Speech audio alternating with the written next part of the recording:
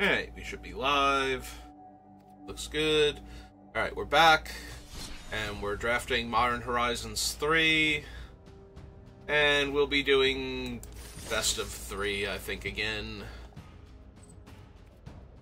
Best of 1's been pretty brutal to me lately, so... Or at least it was, like, a week ago, so we've been doing best of 3 last week, and I think we'll stick to that for a little bit. Might take a little while longer to fire. Although we are getting to the point in the season where some people want to sit on their rank, but they still want to play Magic, so...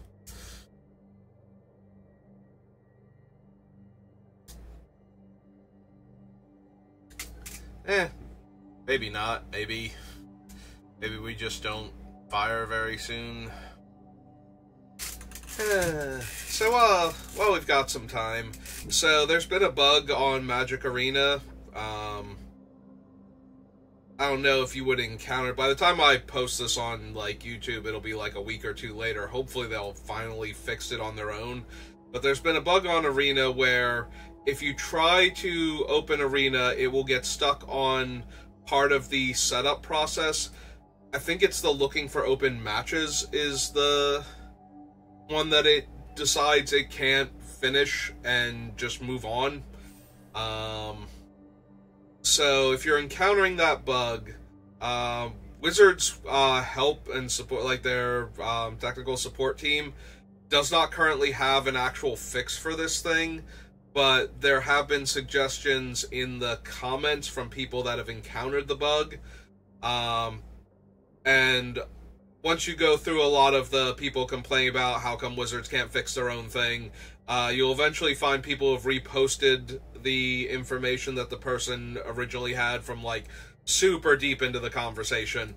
But to sum it up, there's a temporary file called MTG Arena. It's a file folder, but it's in the temporary section called MTG Arena that's causing it. I would use the proper pathing that they give you to find it, because I was having a little bit of an issue finding it. I brought in my brother, who's a bit better with computers than I am, and he helped make sure I was doing it right, because I thought I'd found it, and I did. But anyway, we did find the file folder, and you have to delete that one while Magic Arena is completely shut down. And, like, not only do you have to exit out of it, you have to make sure, like, go to your task manager, make sure there's no part of it still running while it's shutting down or anything like that. Make sure it's shut down, delete that folder once you find it, and that's got the game working for me again. I haven't run into an issue since then. I've only opened Arena twice, once to do my dailies yesterday, and now for the stream today. But it's super annoying. Like, first it crashes your computer from trying to open Arena in the first place, and then it gets locked into that endless searching for open matches thing, so... And Wizards, as far as I know, still hasn't done anything to fix it. So, unless they have, but it doesn't come as, like, an update. Because I was waiting for it, like, opening it up and have it be, like, an update in order to fix it, but no, apparently not, so... So it's really annoying if you get it. It takes a little bit of effort and knowing how to work computers in order to find the stupid file. That is the problem, even with the instructions.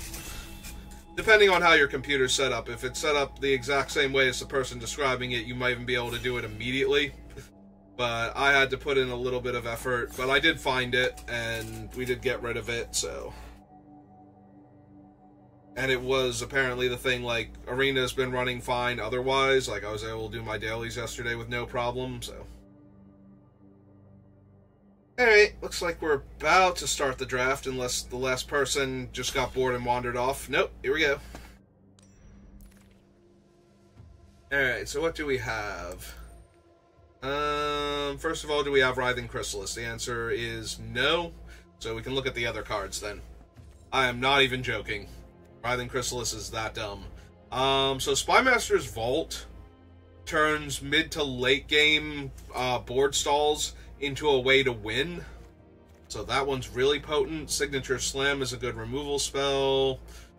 Twisted Riddle Keeper is very powerful at stabilizing plus presenting a threat. Nyxborn Hydra's good. Wither and Bloom is good. Shrieking Drake combos with other cards in the set, but you need to have them already. And Smelted Chargebug is a very good aggro creature in, like, red-white energy. I think we're going to take the land and see where we go from there. If we get other stuff that works with the land, we'll be good.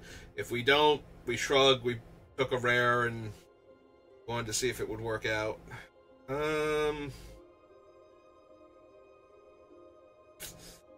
As a general rule, the Eldrazi is just the strongest thing you can be doing. Spymaster's Vault is in and of itself powerful enough that I didn't want to just take Riddle Keeper or something. But since we're not looking at any good black removal or a particularly strong black aggro creature, or any particularly strong aggro creatures, I'm really inclined to just grab this Eldrazi Repurposer and see where we go from there. Envoy of the Ancestors is fine, not amazing. Retrofitter Transmogrant is fine in the decks that, you know, there are decks that want him because there are ones that can sacrifice creatures for value. And they tend to be black-red artifact-based, so it being an artifact creature is helpful. But yeah, I think we're going to take the Repurposer first and see where we go from there. Alright, we have the Repurposer and we have the Vault. The two cards I'm most looking at now are Horrific Assault and Refurbished Familiar. The lands are fine, but they're not... Like, the blue-green one is fine for Eldrazi, but white-red-blue is not normally something Eldrazi cares about. Guess it's not fair to completely ignore Aether Spike, but I think I want one of the cards that matches one of the other colors I've taken. And I think it's going to be Horrific Assault. It's a very efficient removal spell.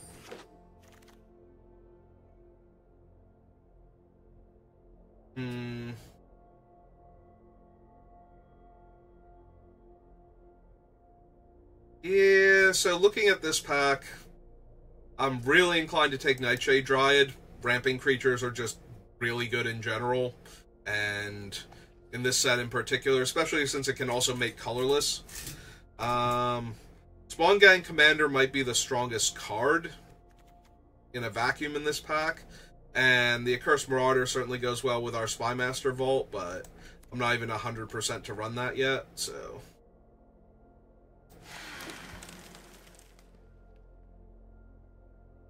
Alright, that's a lot more black removal and interaction than any of the other packs have had, so that does make me think that the Vault might be back on the list, in which case we'll want to look more for 1/1 counter synergies. Like, none of the cards we've taken are bad in a green-black deck from green, but none of them are what we're really hoping for in green-black. I do think the Boggart Trawler is good enough to consider here, but I just want the removal spell. But yeah, any of the modal double-face cards. Oh, wow. Now we're getting the Wombat? Okay, I'm down. That is a 6-pick Wombat, and both green and black have seemed reasonably open all of these picks, so... I'm actually going to take Collective Resistance. So, there are a handful of Doomsday enchantments in this set that really need to be dealt with. If your opponent plays one of them and you don't have a way to interact with it, you die. And there are a lot of artifact and enchantment creatures.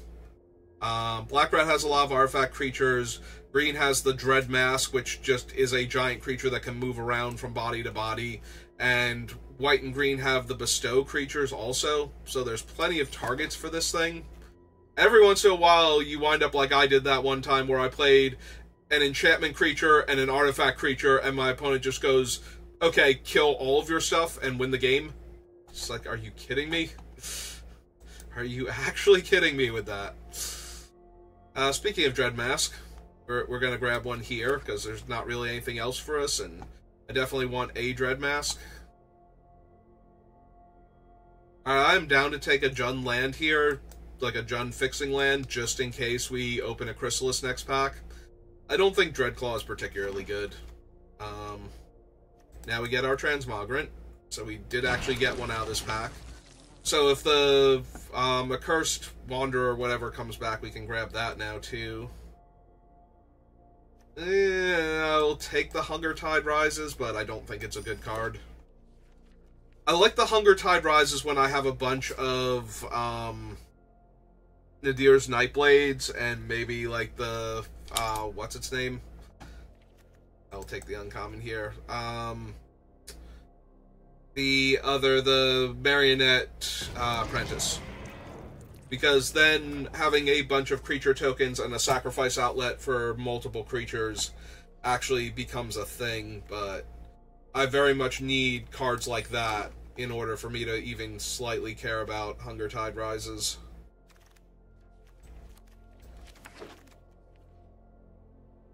Oh, Coastal X Command is obscenely strong, but it's double colorless to cast, which is really rough.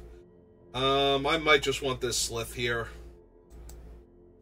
If this thing were somehow more castable, if we had a bunch of colorless sources already, or if I had gone down the Eldrazi route, we'd slam this very easily and be very happy. But since I don't have that, and I do have I have a handful of synergies with the Etch Slith already, I think we just grab this one.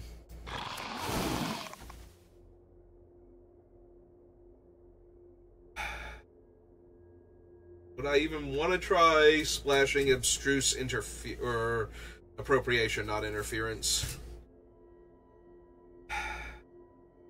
It's a very strong card. And we can cast black, green, and to some degree, like 1 pip, maybe, realistically, other color spells with it. Plus, we're just getting rid of their thing anyway.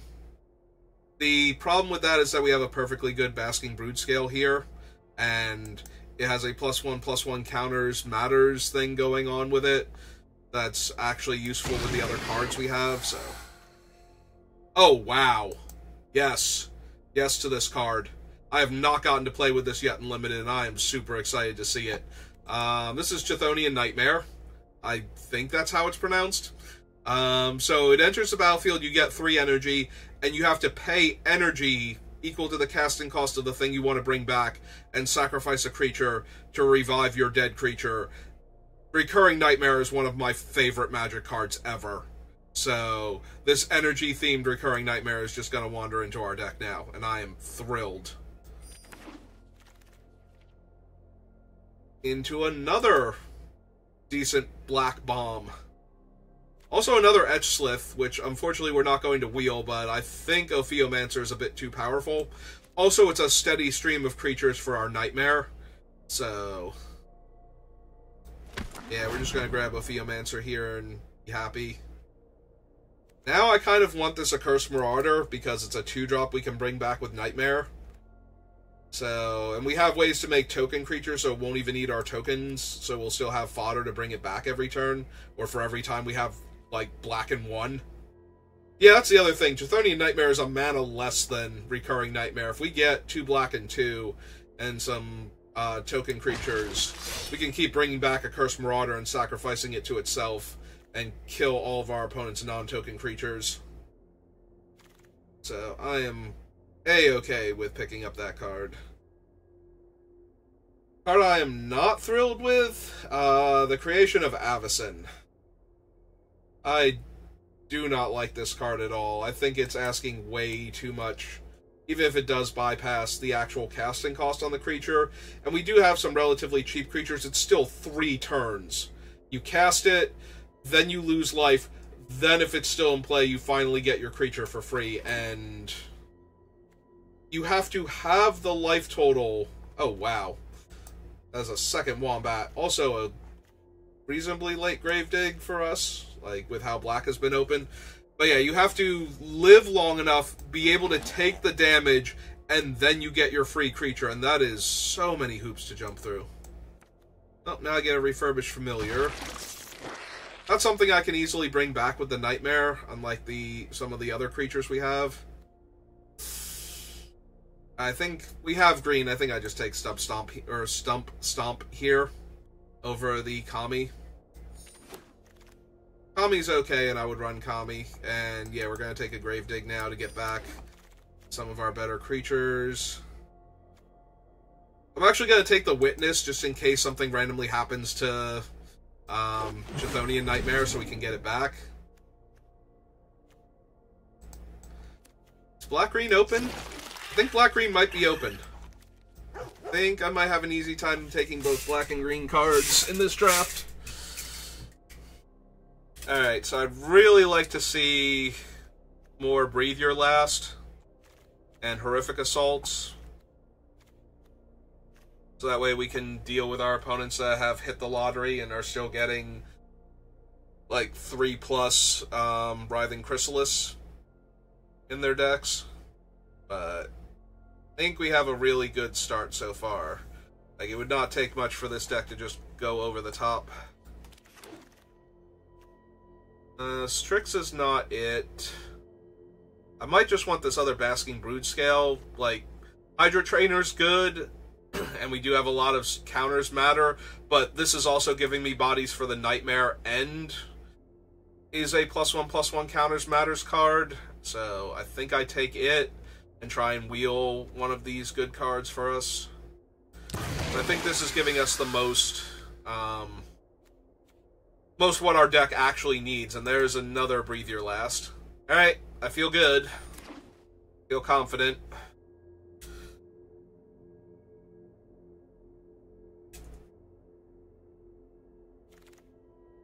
Polluted Delta. Ooh, Fell the Profane. Sorry, Nightshade. Sorry, Dream Drinker. You would both make this deck, but we're taking the modal double-faced removal spell. I never want to play this as a land, but in an emergency situation, we can, and that's just an added bonus to what is already a good removal spell.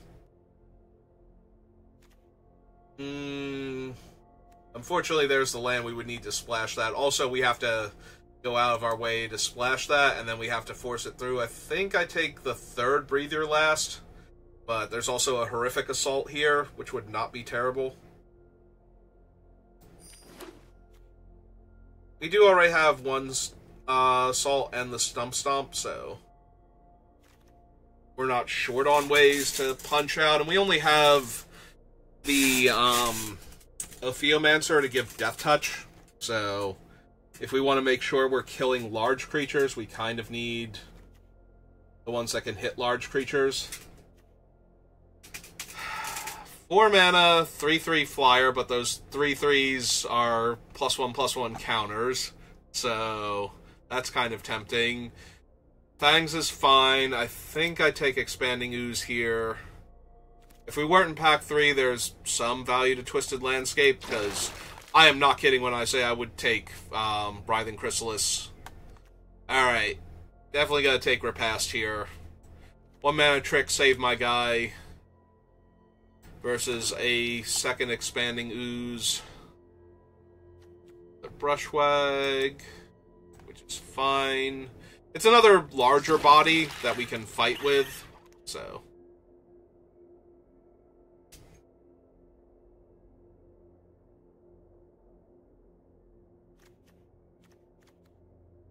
you know, we have a lot of good stuff here. We don't need the Dross Claw. We can keep the retrofitted Transmogrant because it does work with our other things that let us sacrifice. Okay, there's some more fetch lands. There's also the Quest for the Necropolis, which is fine. And another Eldrazi Repurposer, which would also be pretty decent in our deck. Might even be... We have ways to get our stuff back. It's probably the Repurposer. Make sure we don't get overwhelmed. Alright, think I'm taking the Hydra Trainer over the Scurrilous Sentry and the Fangs of Colonia. Waterlogged Teachings is also not terrible, especially since it can technically tutor for...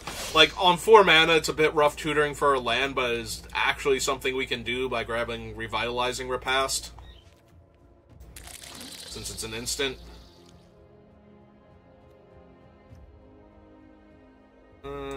think we take another way to fetch. I don't think I'm running that many fetch lands. Oh, we even got an Eviscerator's Insight last pick. Alright. Now, this deck looks really good. It has interaction for all of our opponent's bombs. It's got, like, just really strong cards in general that can put a lot of pressure on the opponent quickly.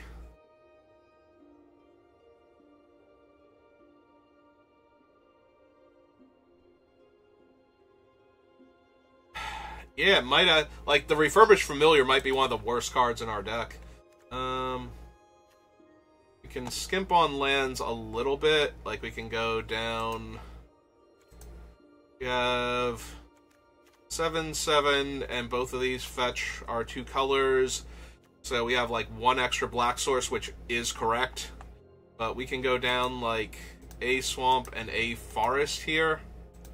And still have the Revitalizing Repass, Stump Stomp, and Fell the Profane as additional lands. So we have a black-green land, a green land, and a black land still in our deck.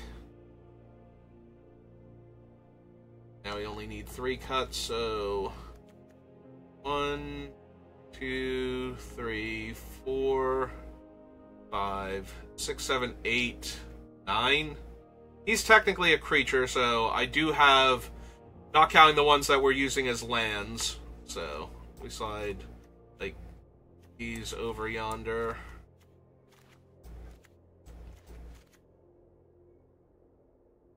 Like, this is technically a creature, so we have 3, 4, 5, 6, 7, 8.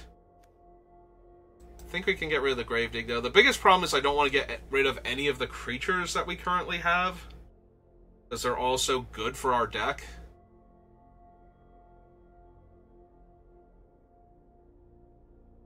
Like, what do I even get rid of here? Transmogrant's a good thing to be able to sacrifice to the Nightmare, if we don't have any Eldrazi tokens lying around. Broodscale gives us tokens, and it evolves, so it, or adapts rather, so it gets the benefits from our double Wombat. Cursed Marauder is a really good Chthonian Nightmare target. Yeah, no, I think I'm cursed with too many playables here. Like, we might go down a forest and count all of the lands as lands, in which case I think we actually get rid of those 2 and go back up these 2. I would rather, because if we use them to fetch lands, then that's diminishing the total number of lands in the deck, which I don't want to do if we need to hit, like, another black source or a 6 land to do a thing. So I don't want to have to play these as lands, but we have the option, so we're running them as lands to give the deck overall more power.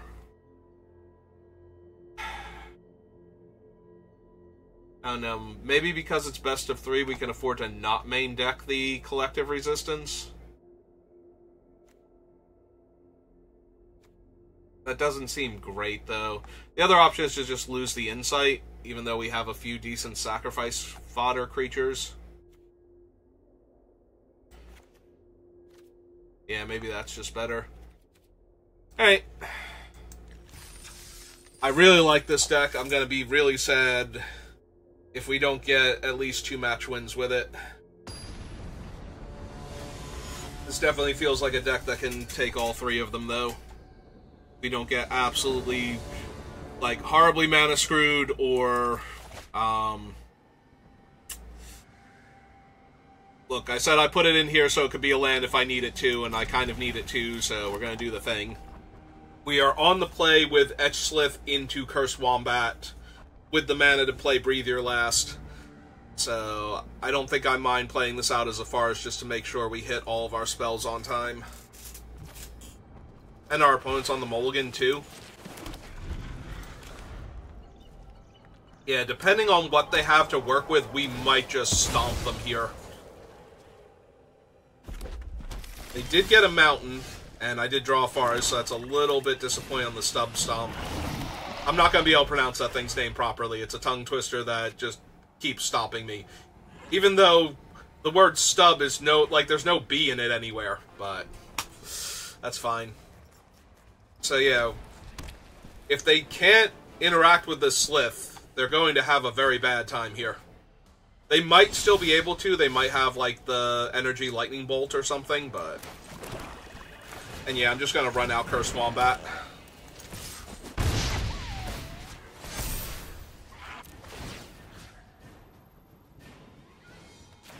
I'm going to target you, opponent. So I get 2 counters on my guy. He's already a 3-3. We can adapt this next turn into, what is it, a 5-6? Because it gets 2 counters and then gives itself an extra counter. So yeah, our opponent is already... Alright, fine, fair enough.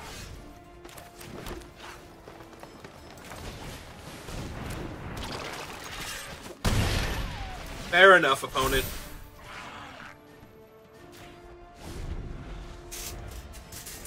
Yeah, they're not going to be able to build up energy if they can't interact with the Slith either, so they're just going to get run over by this, if nothing else. Alright. This is fine. 1, 2, 3, so I can play out this guy and adapt my...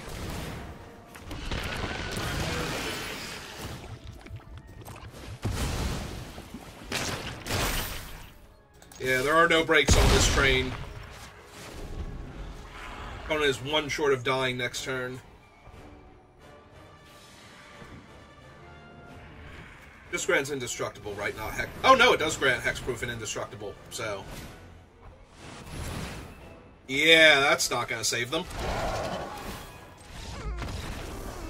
And they know it. Okay, we had an amazing start there. That was probably one of the best starts we could possibly have. The fact that the opponent lost that is not surprising at all. Most decks would struggle to beat that start. Like, they really needed the Lightning Bolt one to kill the Slith before it got online.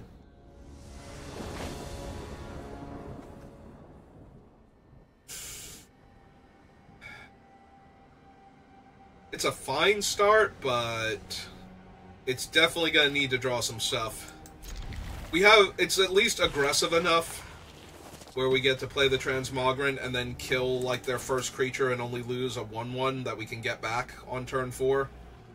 Then we have a removal spell, but...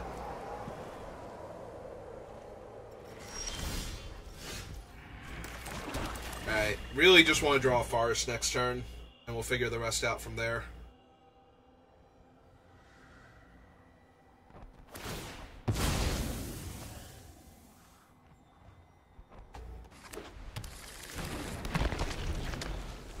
It's possible they want to exile this thing, but I doubt it with what we showed them in Game 1. But they might still, just because it's a recurring threat. There's our Forest.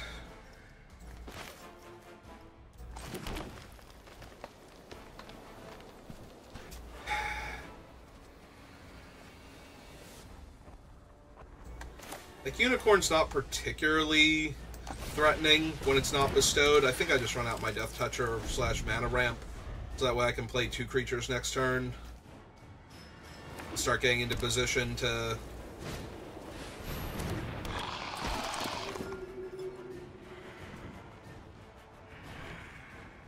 kill their guys.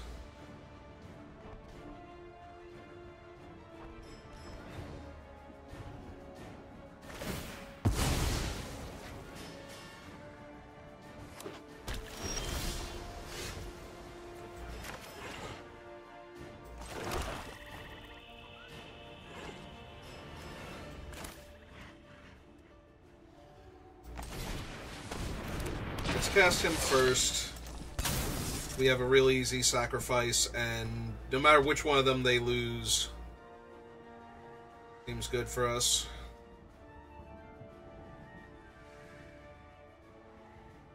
Okay. And we'll just run out the Wombat now.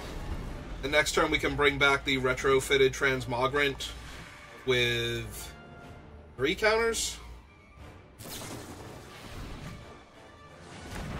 Yeah, their draw just seems really slow, and they were missing their other colors. Like, they fetched a white and then found a white. So...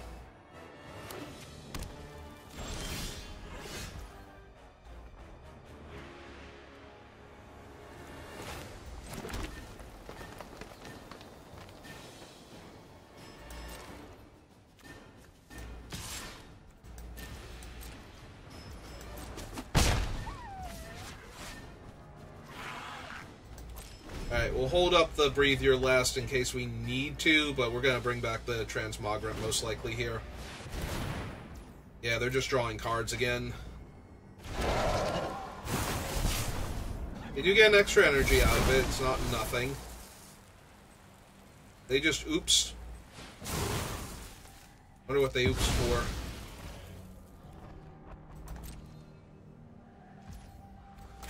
Alright, bring him back. 4/4. Tap this. So we have 4, 9, 10, 11, 12. They are the energy deck. There is a Wrath that they could possibly have. So I don't think I'm supposed to just kill Metastatic Evangel here. And to jam in for one, or not even jam in for one extra point of damage, just to make sure we hit them for 11. Because right now, Wrath of the Skies clears our entire board, and we're 1 mana short of the Dread Mask, so we'd have to buy back Retrofitter as a 3/3. Which should still be good enough, but I don't need them stabilizing here because I threw away a removal spell when they're going to play a Wrath, and I'm going to need to kill, like, one of their follow-up creatures that's going to stabilize them.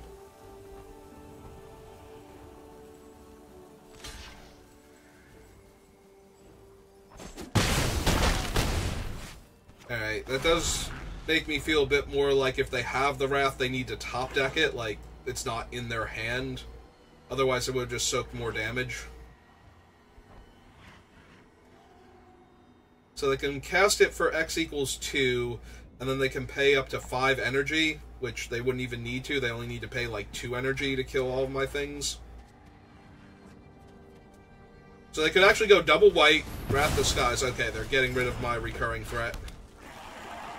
They have their red source now, so... And they double cast that to kill him. Alright.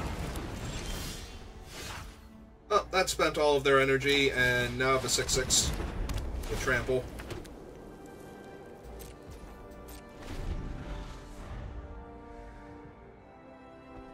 So now, if they have the Wrath, they won't be able to put together... They can kill the token, but they wouldn't be able to kill the equipment, and then playing Repurposer...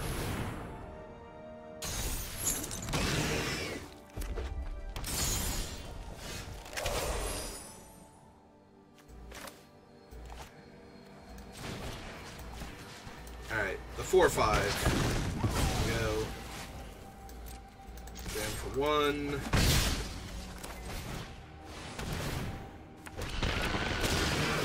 And we still have a removal spell and a really large creature as backup.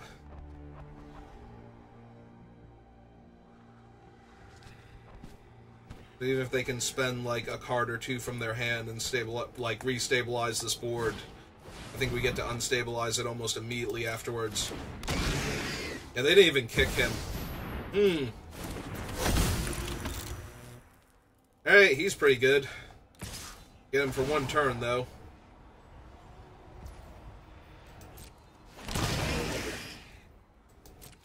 Yeah, I'm taking 6.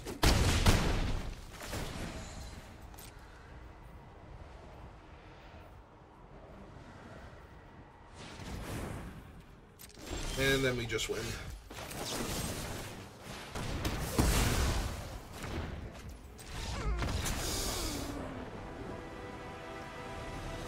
Alright. First round went almost exactly how I would expect this deck to go against a random draft deck that's not, like, loaded for bear with all the best spells.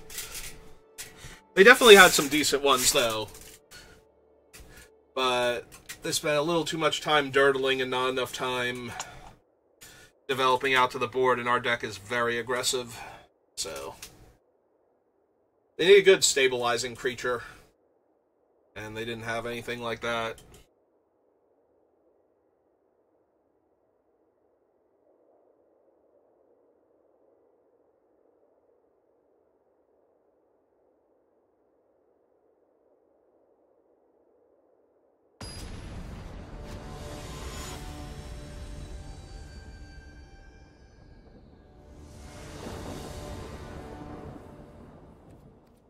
And we get to be on the play in the opening game again.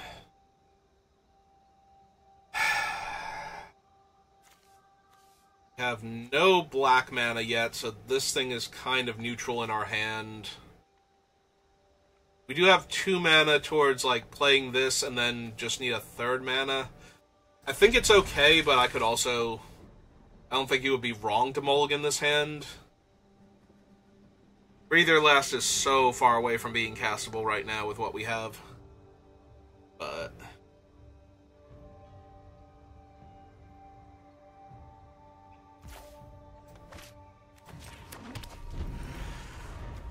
definitely get to run out our 2-drop. We get the 2 looks to find another land for our 3-drops. Ah, I didn't even notice they also played their Stub Stomp. And we missed. That is incredibly awkward. They hit a ramp creature and we missed our 3rd land drop, which I knew was a possibility when I kept the hand. Alright, Voidcraw is not the worst, but that probably killed us. Missing the first land drop is nearly fatal. Missing the second land drop is basically impossible to win now. And our opponent's just ramping, like, they're gonna be able to cast Emrakul next turn and take our 1/1. I don't know that that's true. It's 2, 4, 5, 6, 7, 8, 9, 10. I mean, this game is basically unwinnable here.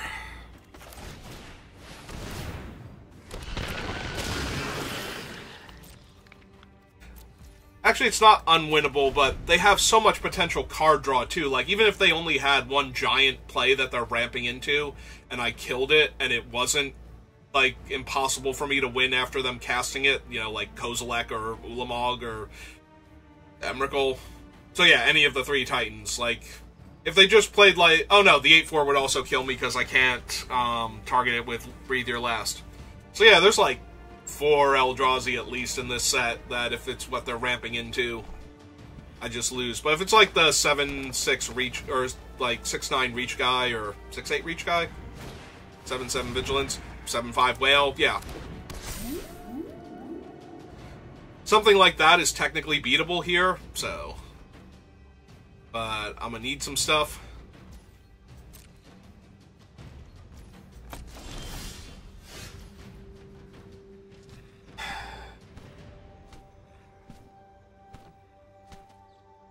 Yeah, it's not helping either.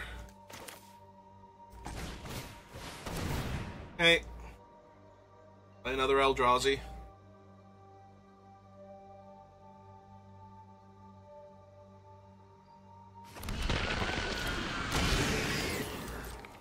Yeah, this feels like treading water too much. They can draw a card here if they want to. Like, if they have literally nothing else going on, yeah. Just get to tap 2 of their creatures and 2 lands and draw a card.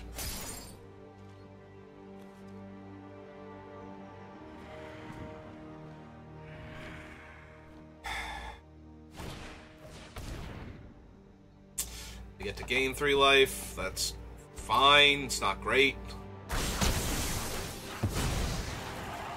Get another Eldrazi token, which I might be using to chump block the 7/5 here.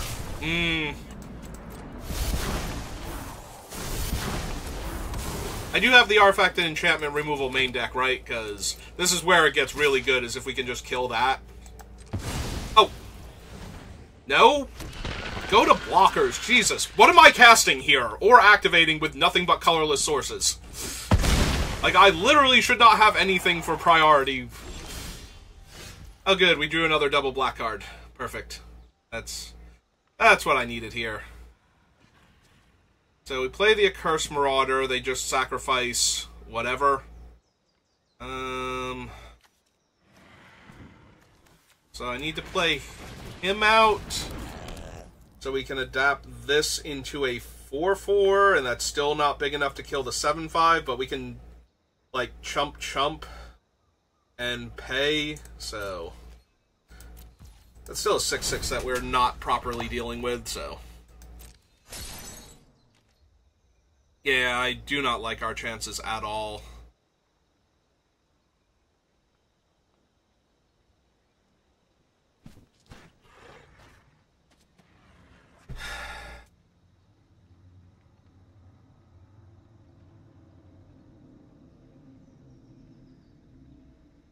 Another swamp, so actually what I probably need if they don't have counterspells is Chthonian Nightmare. Because then I can start using the Accursed Marauder and the Breathe Your Last to basically clean up their entire board. What I'm really worried about is they're just going to move the Colossal Dreadmask over onto the 7/5 and just kill me here. That's also bad, but it's at least not adding to the damage I'm taking, so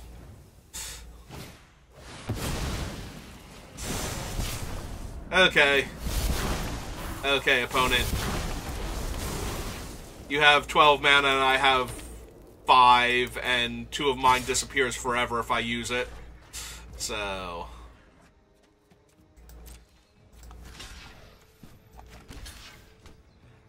like, I can't even chump block this thing. This would get 4 counters, and this would be a 3/3, so I guess we're going here. Right? 2, 3, it'd be a 4/4 and a 7/7, yeah.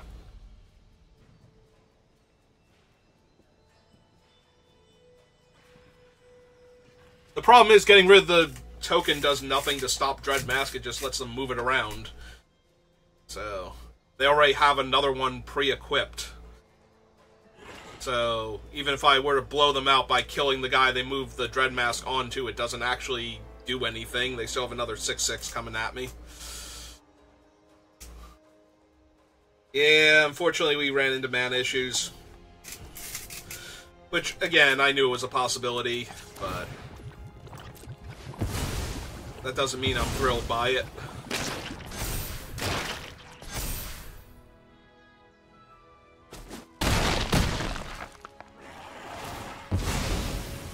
Get another free 0/1 out of it. Alright, there's our double black source, and it comes in untapped because we had a swamp. So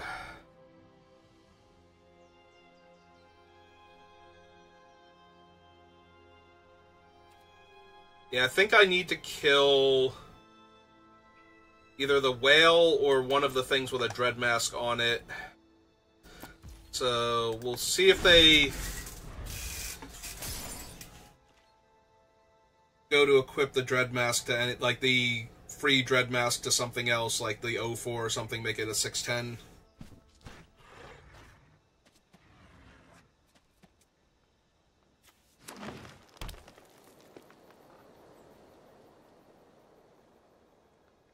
Because if they do that, they might not be able to double spell and save the whale. And then we might possibly somehow cobble together a win here. It's not looking too good. They're tapping way too much mana. This is like Kozilek's Command, or yeah, Kozilek's Command, any of the Eldrazi Titans, the 8/4.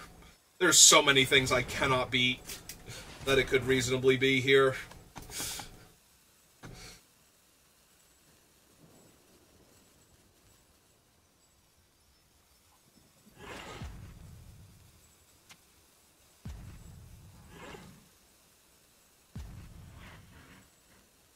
If it's equipping a mask, aha.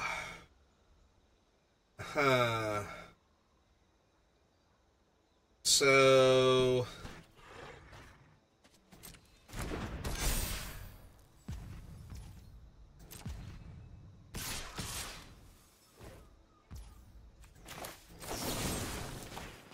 Alright, so we kill him, in theory. See if this works.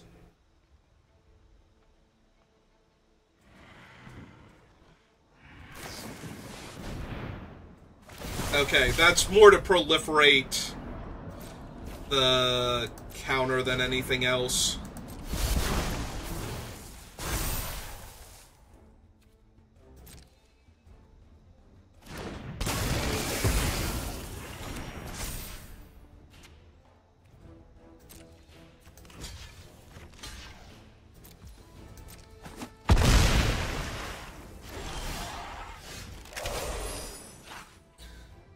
That is almost good enough if everything did not have, like, 12 points of trample attached to it.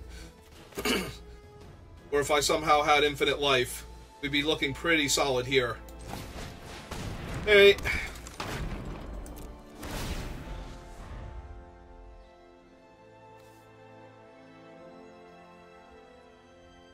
The problem is, like, I think they have enough mana to give their Quaddle and their Whale trample, and then I just die. Because I literally cannot take all of this trample damage. Or maybe they just put it all on the Quaddle. Who knows? Oh no, they're a green short. No, they're not. This has green mana.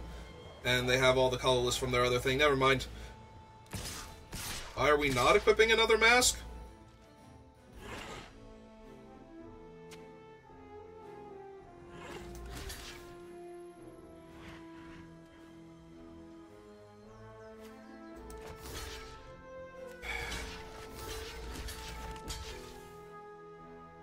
Like, we have to kill that.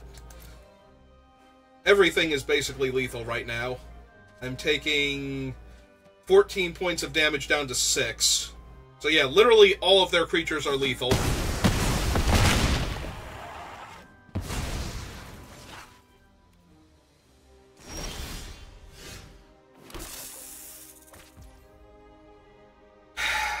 And I am choked to death on black mana as I have been for this entire game, so...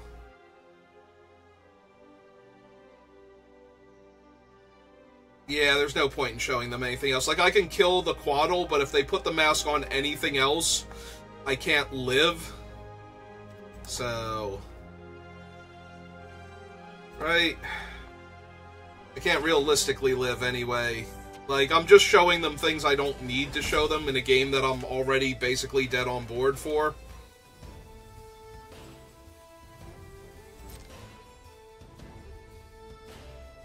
Alright, let's see what they do first.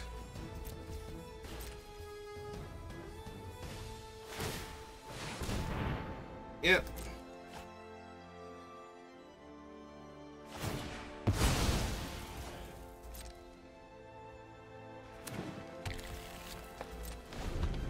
Like, maybe they just go, well, the Quaddle's lethal by itself and just attack with that by itself. Without bothering to equip the mask. Alright. Do they attack with everybody?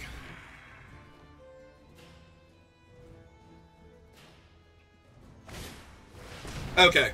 There we go. Now they've shown me enough that I can't live through this. And we got to see that they have 2 Stump Stomps in their deck, so that's good to know. Yeah, we do have Collective Resistance in our main deck, so that's good, because we're going to need it. Yeah, I think we just run it back. We just had a very bad land draw there.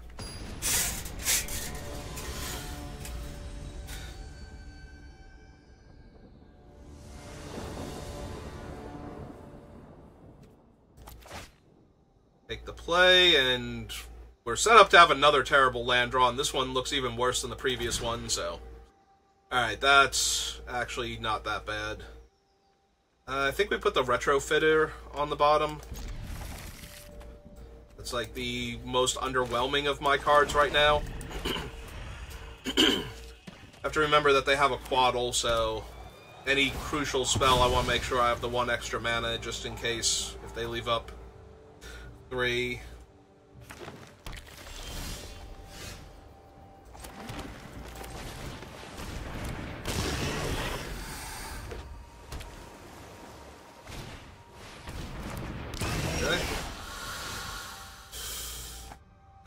I'm gonna want to hold on to that one forever and a year. Wonder if they don't know what their own card does. Okay, fine. Fine and fair. I will take action, yes.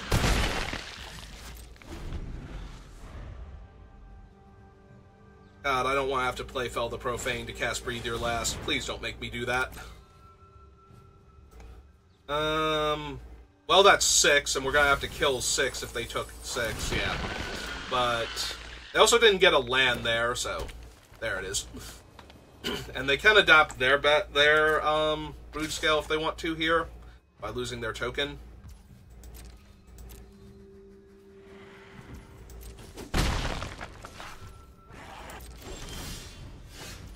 That's not a swamp. I think I have to play Revitalizing Repast then as a land. I think I run out the Oozewag to trample over them while we're at it.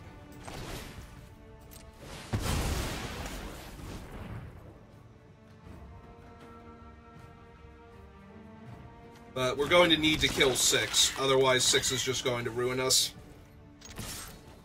6 is so incredibly strong. And they have enough removal that they can probably force 6 through on the ground. Plus 6 is 4 toughness, like it's just getting in the way of me being able to attack them also.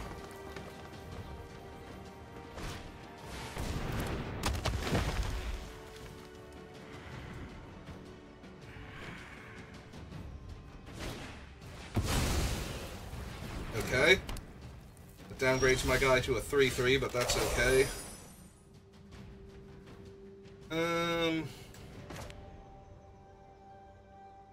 And it also takes trample off my other creature. Yeah, let's just get rid of 6 before they get any real value out of him.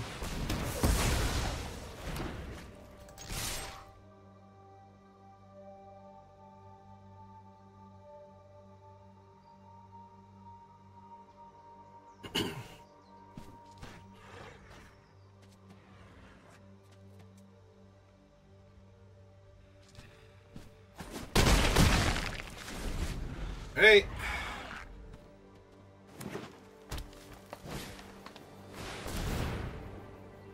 Mildly annoying.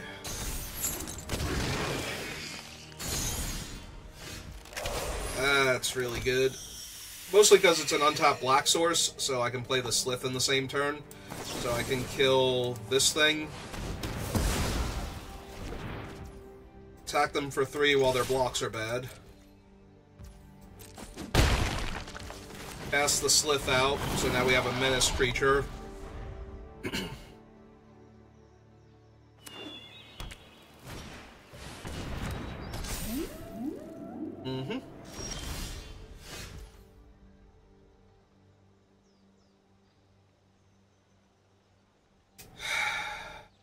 That is really, really close to being exactly what I need here.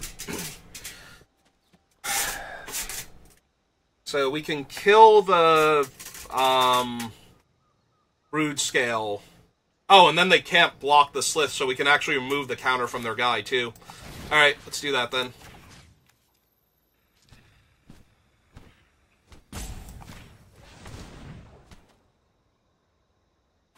They adapt him.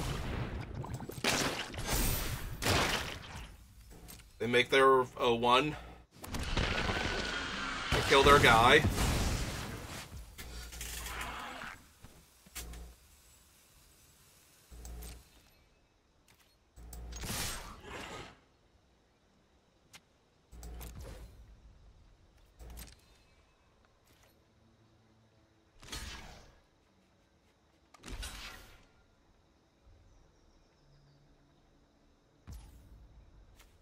Alright, so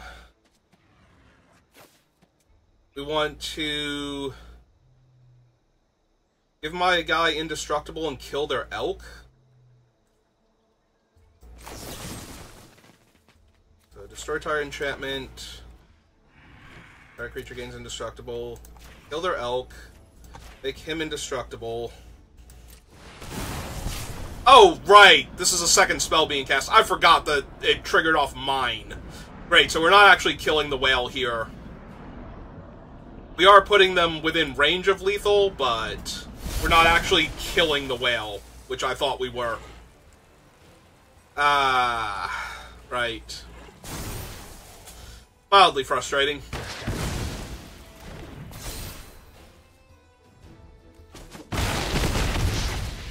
Oh, we did give our guy trample, though, so that was nice. And yeah, we'll remove one of the counters from that, and they're off it. Okay. Alright. Well, we got our one win because our deck is awesome. Now we gotta get another win somehow through all of their cool stuff. I always forget the whale also triggers off of me casting 2 spells, like the opponent casting 2 spells. Like, it's a punishment for trying to deal with all of their other stuff, is that the whale gets to stick around longer if you do that.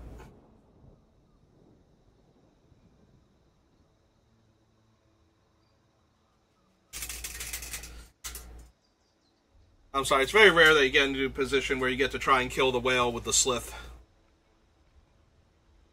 So many things have to happen, because they won't play the whale out into the slith without a way to put a lot of counters on it. Otherwise, it's just sacrificing the whale for nothing, because it can't even block the slith by itself. And if it can block the slith with another creature, then the slith's not getting through, so removing the counters doesn't normally become a thing, so... Alright, they're trying to decide if they want to be on the play, because I'm an aggro deck, or if they want to be on the draw because they're more of a controlling deck and they need the resources, and they are going first. Okay. And we have the makings of an insane hand, so... Like, it will not take much for this hand to just roll them.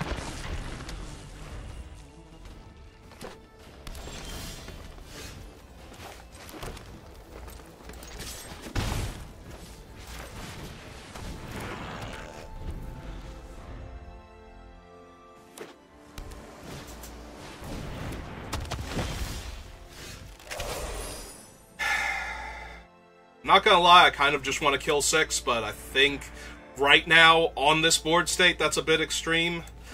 So... I also don't have a 4th land for adapting this thing yet, or bringing this back.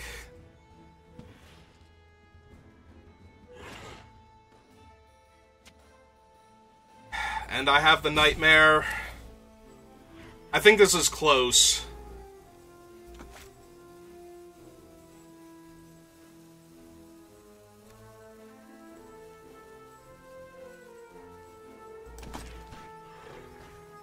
If I have it enter untapped, I can kill 6. If I have it enter tapped, I can play the Basking first. And like I said, I don't think I have to kill 6 this turn, but I do think I have to be able to kill 6. So...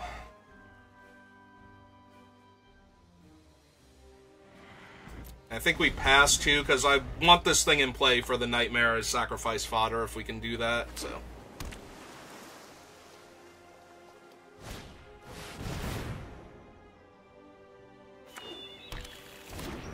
Okay. Of course we drew a swamp. Why wouldn't we? Okay.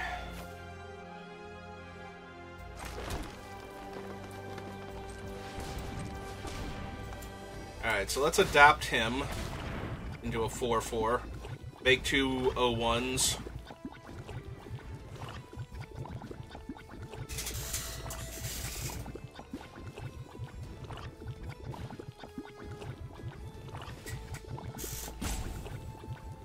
I'll crack your fetch and response.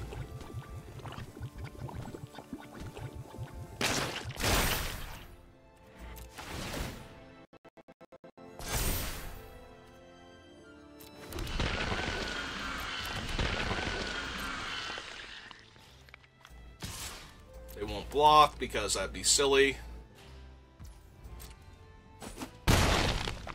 There was a slim chance they blocked with the Sowing Myco spawn, but just to try and get it back with 6. But they were definitely not double blocking there. Yeah, well, they can't do anything. I just want 6 dead. I feel a lot safer when 6 isn't in play. There's too many ways it can go wrong, where they can protect 6, or get him back immediately, or get some value out of him before I can technically respond. Well, they can grab a Hope-Ender Quaddle or the Thief of Existence, if they want. They took the island because they can't play the Hope-Ender this turn. Oh no, they could have played the Hope-Ender this turn if they wanted to exile, like, my Wombat or something.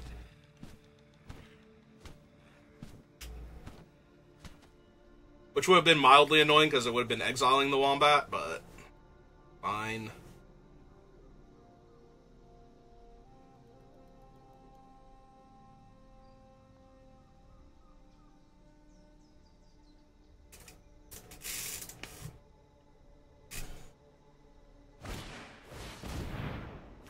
Volatile Stormdrake.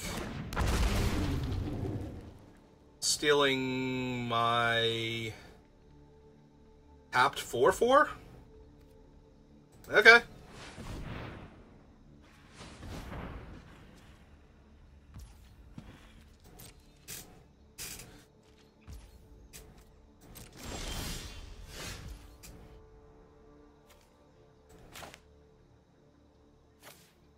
Go ahead and get that down.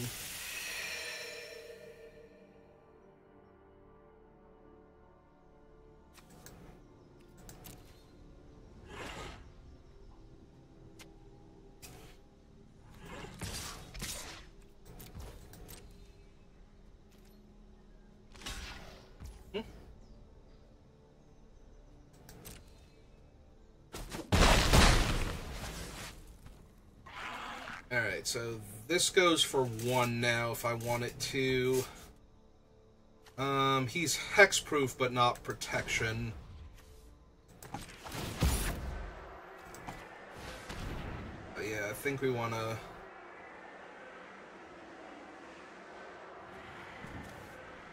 possibly loot away this swamp, but we'll see what we draw first.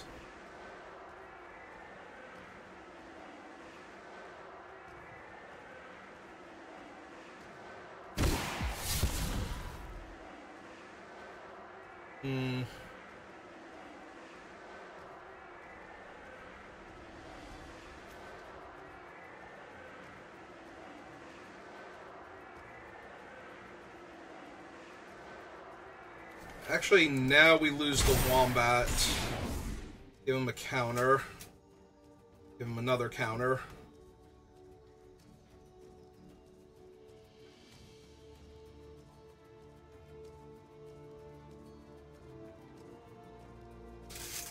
Then we can play out the swamp and adopt our Wombat or revive our... Oh no, you can't play it out this turn.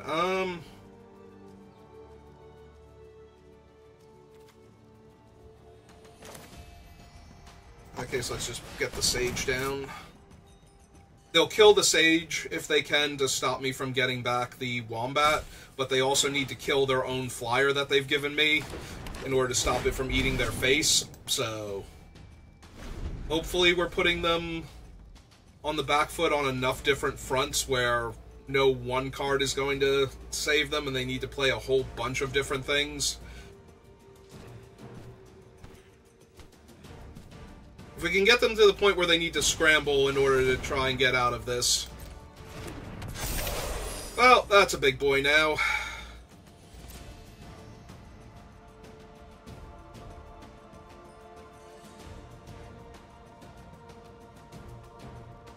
If it attacks, though, I don't actually like their chances if it attacks.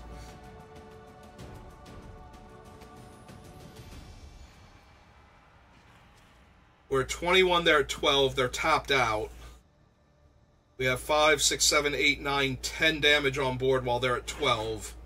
If we kill their guy, it's very possible we just loot away a spell from our hand and win the game. So...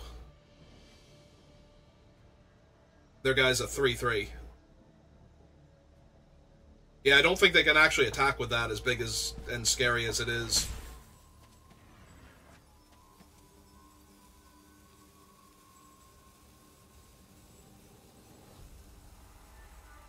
What they have to be really scared of, though, is the destroy an artifact and enchantment spell. Because then we knock the reach off and the giant body. So maybe they have to attack and hope I don't have it.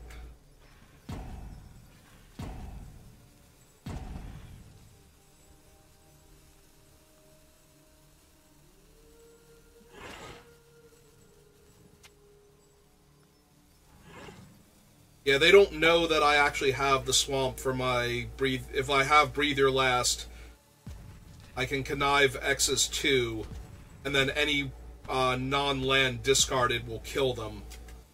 If I kill the 3/3 here, if they attack me with the 8/8. So yeah, they're just trying to figure out if that's the correct thing to do here. They have run out of time.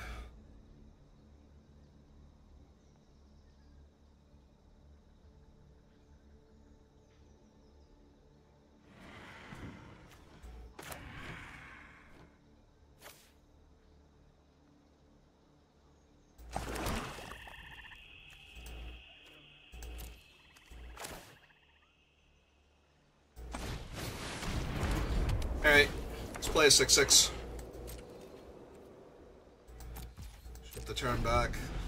Unfortunate that we didn't just basically win the game there. Like, killing the, if we have drawn specifically the collective card and killed the enchantment Hydra off of their Brood Scale, I think we win the game. Okay, it's 2 green, I think 1, and we could adapt the Wombat. They're taking 5 in the air. We threatened to adopt the Wombat or the Evolutionary Witness at that point, and they've got a 4/4 and a 3/3. So they don't even have good blocks.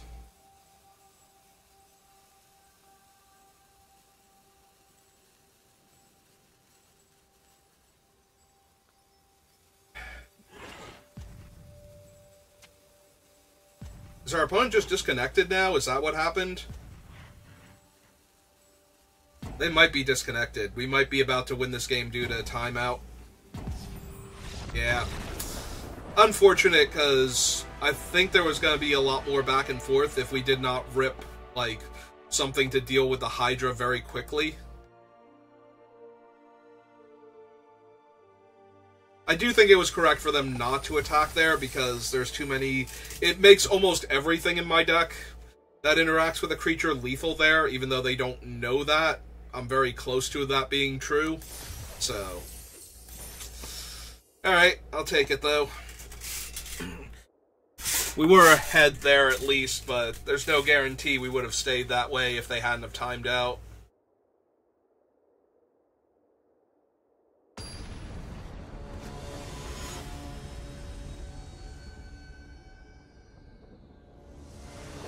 Also, I didn't actually get to play Chthonian Nightmare and do stuff with it.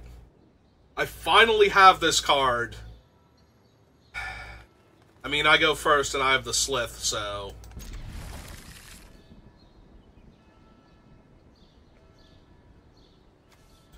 Guess technically we play the Untapped Swamp first and then the Spymaster Vault, but... Yeah, if they don't have a very aggressive start, I like the Slith tearing them to pieces here. Or a removal spell for it. There's a lot that can interact with the Slith, but it is one of those cards where if you don't have something right now, the Slith is going to become a major problem for the rest of the game. And then you have to spend a real spell on it, and then you don't have a real spell for, like, my Oozwag that's sitting right there, and I technically have 4 mana.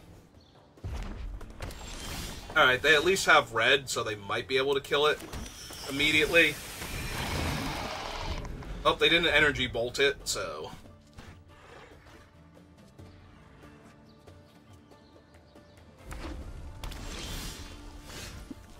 Alright.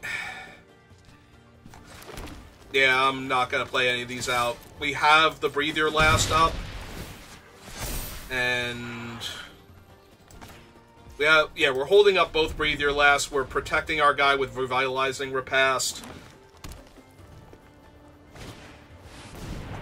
Yeah, Molten Gatekeeper's not in my way right now. Do I want to kill him anyway? Probably not. Not yet, anyway.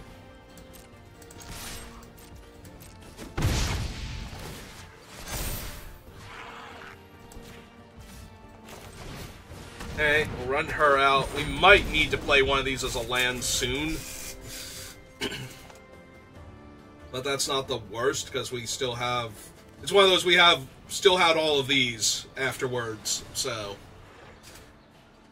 But I'm hoping that they just tap out for something that isn't Chris, and we get to kill their creature and keep attacking them. Or actually, we'd still kill Chris, but they would actually be able to block if they wanted to. Yeah, they can even play out Chris. We can deal with Chris. There he is. Yeah, when you can just go, no, we can deal with Chris. You know you're in a good spot.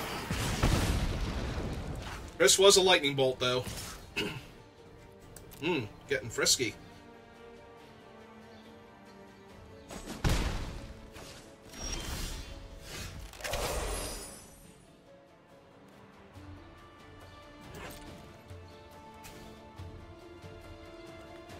I don't think it's incorrect.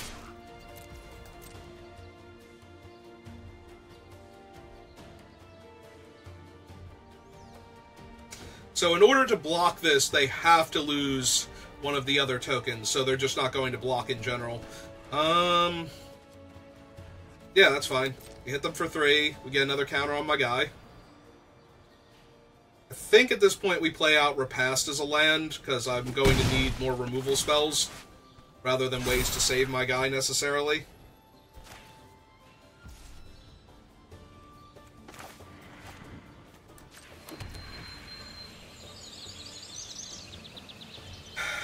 Do I hit Chris while they're tapped out?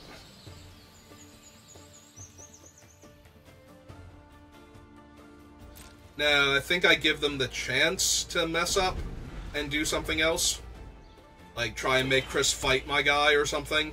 Like, eat their guys and buff Chris up or something. Anything.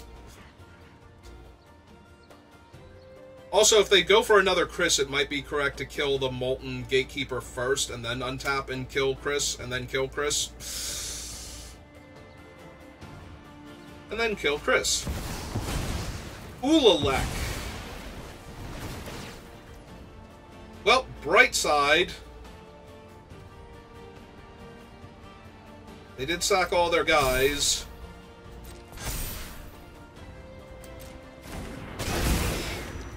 Okay, we take 1.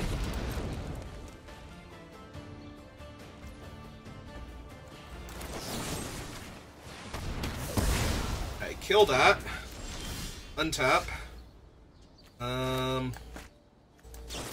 Yeah, let's just kill that before anything bad happens to me. Jam for 4. They're on a 2-turn clock. Because Etchslith is dumb.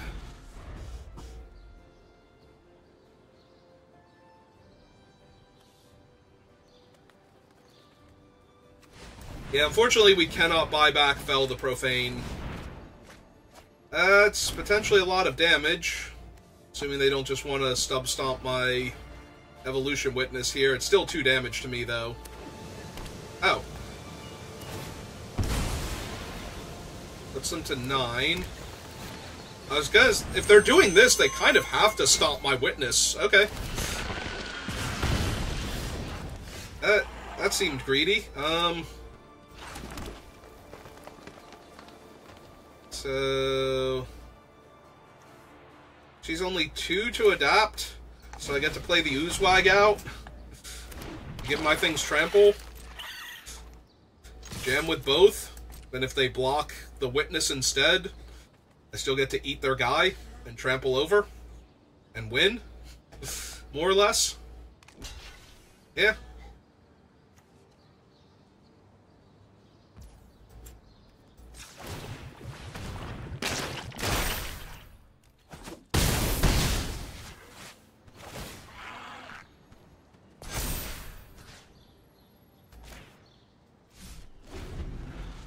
Yeah, I don't know what they could possibly have here that would stop me, like... I guess another Chris would be bad, which they could now cast, but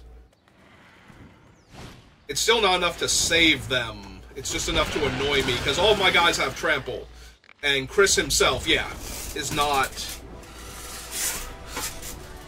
living, so... And they don't know that, but they do know that all of their chump blockers aren't chumping because of the Oozwag. They're just getting run over. Or they are chumping, they're not blocking, functionally, so. Alright.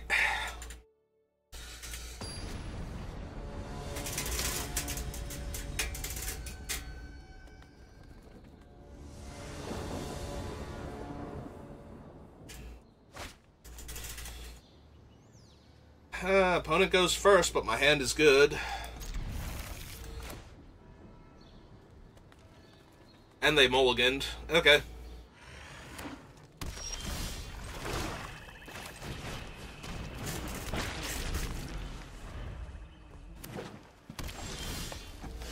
Perfect, actually. Because this will allow me to do things like cast the Marauder and still have a Black Source and the Spymaster Vault in the same turn. Alright, hit for 1. Play the Brooding.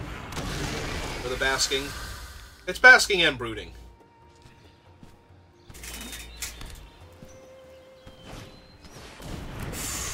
Ooh, at least we get to kill her. Like, we just get to straight up murder this woman. We will take 3. But...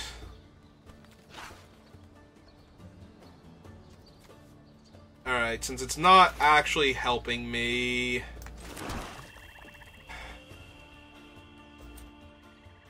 Part of me wants to adapt and then do the Accursed Marauder so I can hit them for 4. And part of me wants to save the adapt for later because the token has value with the land, but I think this is okay.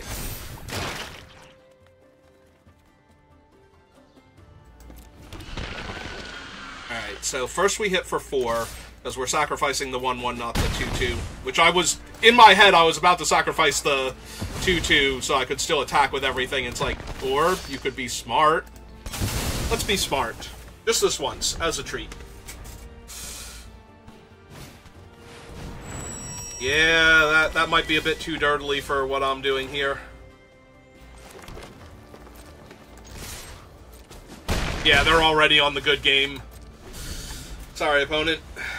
Unless you're good gaming me because you're about to, like, slam a whole bunch of good things and just ruin my day. And I don't even know. Ah, he's only a 2-2. 3-3.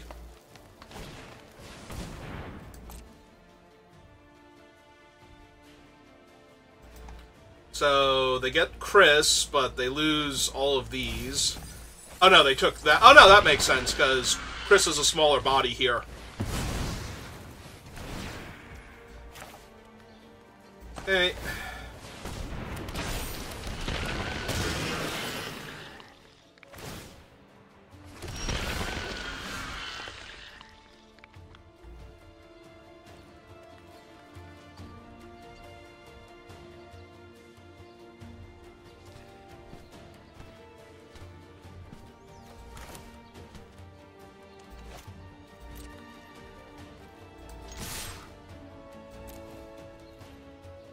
I was gonna say, they can eat the 2-1 if they want to.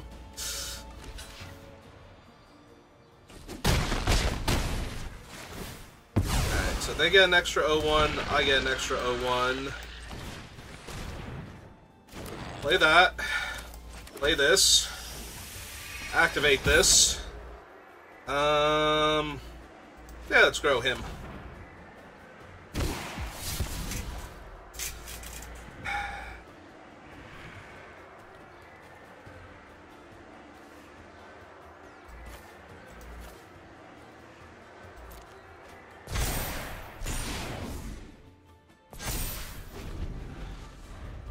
Is this thing 7-6?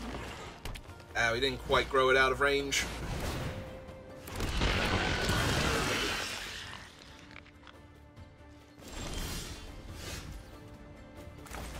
fine, though. That's what Dreadmasks are for.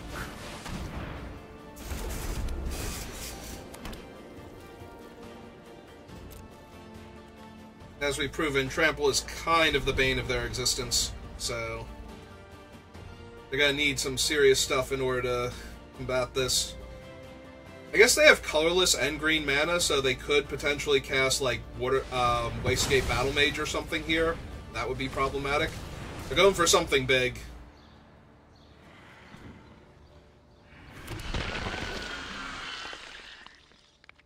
Are they gonna unearth their guy first? Are they gonna fireball me with Kozilek's command? This was the opponent that had Kozilek's command, right? Oh, it's in their graveyard, though. So unless they have two of them... 3, 6... Ah! Are they sacrificing the 7-6 to gain life? Or the 2-3 because it's going away? Okay. That's not too bad, then. Yeah, because now they didn't gain a ton of life, and I still have a 6-6 Trampler, so... And we can always draw removal spells. That ain't healthy for me.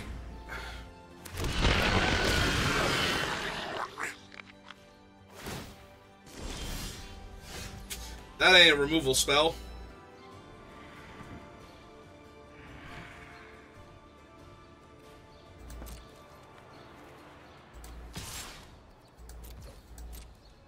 Okay, well, here comes my 6-6 to trade with your 7-6.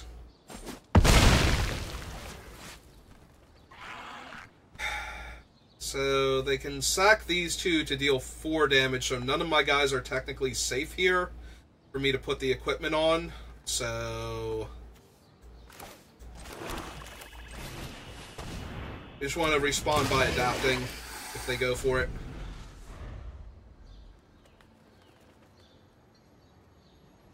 Now they have 3 colorless to start throwing spawn around, so...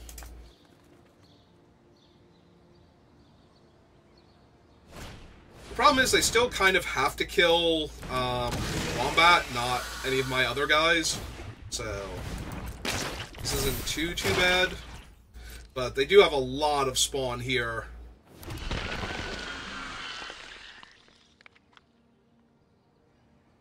Although now they... Okay, I was going to say, if they don't have... Oh, it's Wooded Foothills, they still have to fetch, but... Still probably fine.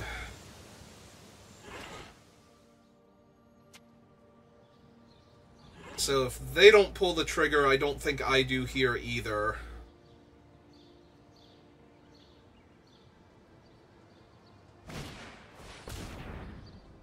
Horrific Assault... So now we adapt and respawn, so they would have to shoot the Wombat with the tokens. And if they shoot the Wombat, they still gain the 3 life because it still targets their creature, but at least we're making them give up stuff. Or they could just let the thing punch it and throw 1 spawn at it, I guess, or 2 spawns, because it's going to be 5 toughness. Quick stuff. 2, 3...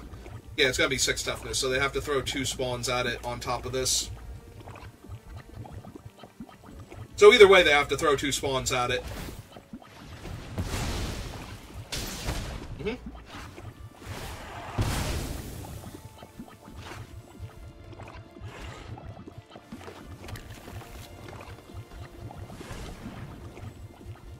And if they're doing this now, that's fewer spawns they have for when I go for the equip.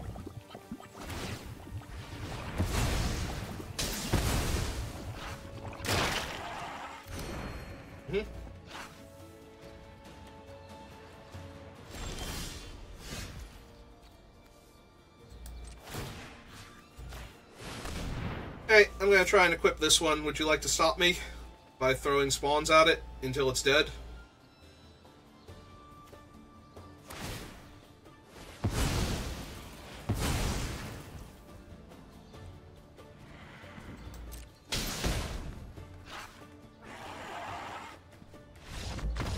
And they're off it. Cool. They just realized... So... They have to sacrifice these 2 and one of their other creatures in order to kill this. and that just leaves them with either the 2 3/3s or a 3/3 and a 2/2. And I can adapt this into a 3/3 and attack them, so they would have to double block and trade for him, and take 3, go to 6, and have no board and no cards in hand. Yeah. Alright. We beat Chris, and that's always a good feeling. We beat a deck with Chris that was primed to take advantage of him. With a whole lot of other good Eldrazi synergies, so... Go ahead and stack up all my stuff. Hey, do we want to do another one? What time is it now? 4 o'clock my time. I guess we could do another one. So if you're watching this live, give me a minute. If you're watching this on YouTube, thank you for watching, and I will see you next time. Have a good rest of your day.